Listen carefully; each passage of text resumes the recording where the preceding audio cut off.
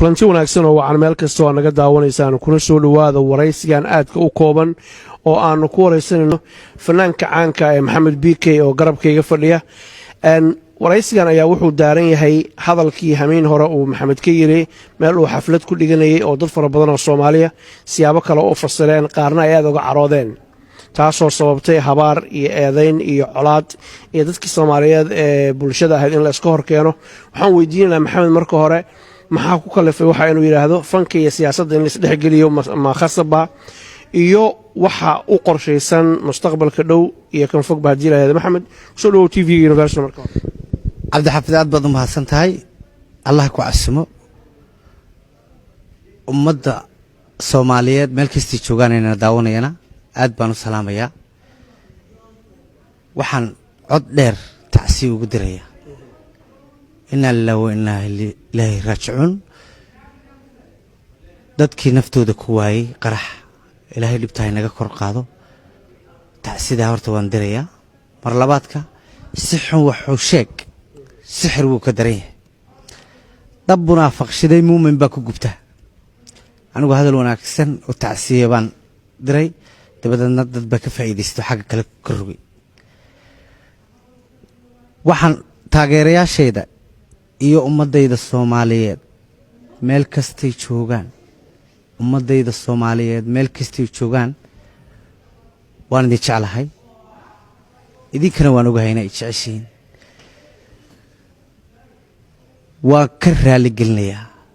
sidii intii khaladka u fahantay waan ka raali gelinayaa muqdisho xaal baan siinayaa mar dambe iyo mar horeba Maxamed tacsibaad dartay dabcan waad ka daqnatay iminkana waad adiga sheegay hameen horena waad sheegtay xalana waad adiga sheegay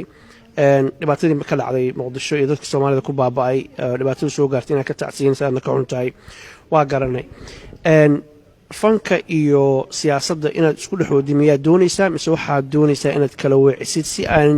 taageerayaashaadu aysan isugu dhicinin bulshaduna isaga hor imaan Cabdi Xafid aad baad u mahadsan tahay adiga iyo Universal TV ba aad baan idinku mahadnaqayaa fanka iyo siyaasaddu biikahan waa iska kay murgeen laakiin waan kala saaraya anigu fanaan Soomaaliyeed baan ahay muraayada gariina sita waan iska saaraya fanaan Soomaaliyeed baan ahay meel walbana waan tagaya socdaalkayga Yurub markaan dhameeyo UK aan dhameeyo ilaa Muqdisho waan tagaya labadayda shaway ugu horeeyana waxaan ku caawinayaa dadkii ku waxyeeloobay Muqdisho qoysaskoodii inna lillahi wa inna ilayhi raaji'uun ilaahay ha u naxariisto anigu Soomaali waan jeclahay ma nacbi si xun wuxuu sheeg sixir wuu ka daran yahay qof baad keligii dadkaba adigu daacadaad u tahay inta u dadaalaysa daryeelkiisa iyo naftiisa sidoo u dulmari lahaa da'dii u dhaafin lahayd hawliga ugu daashay ficil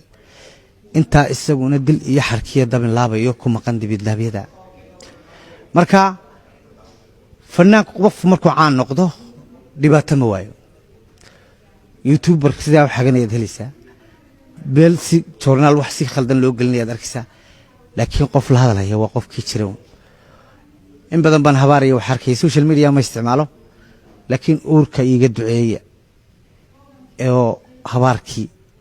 duco iigu bedela inta la sii noolaanayaaba waa mudee anigu mar walba fanaan Soomaaliyeed baan ahay meel kasta Soomaaliyeed la ballan waxaan ku qaaday in labadayda adinto uga caroodeen hadalkaagii siyaabo kala duwan baa loo fasiray bulshadii Soomaaliyeed oo aan is haysan ba dhibaato ay dhaxtaala fursad waxaan ku siinayaa sharciga dadka Soomaaliyeed ku daawanaya malaayiinta fanaanka u tahay ninka Soomaaliyeed u tahay inaad ka raali gelisid wixii dhacay soo dhaw Cabdi Xafid aad baad u mahadsan tahay waxaan u mahadnaqayaa adiga iyo Universal Adnaan oo kabarday naga duubayo nin qaali ah Barasaab iyo Cabdi Waasac oo niman qaali ah oo showgii muhiimka ugu horeeyay rag lahaa oo in la fadhiya dadka Soomaaliyeed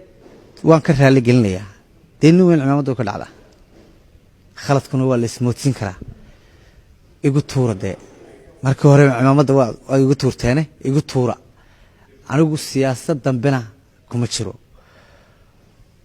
ballan waxaan idinku qaadayaa meel kastoo Soomaali joogto inaan idinku imaado وانا idinka raali gelinaya I love Muqdisho xalna waan siinaya intaas ayaanu kusoo gabagabaynaynaa haddii ilaahay yidhaahdo waraysigan aadka u kooban ummadda soomaaliyeed qof aan khaldamin ma jiro maxamed waa maqlaysaan raalli kama ihi buu yidhi wixii dhacay waa ka xumahay ilaahay baan khaldaminin shicibkaas soomaaliyeed ee walaalaha isdugsanaya colaad iyo dhibaato yaan la dhex dhigin yaana laga faa'iidaysanna xumaan loo fasirin qof aan khaldaminin adduunka ma jiro walaalka hadduu raalli ku yidhaahdo madaxaa la saartaa aad baa u mahadsantihiin maxamed aad baad noo mahadsantahay thank you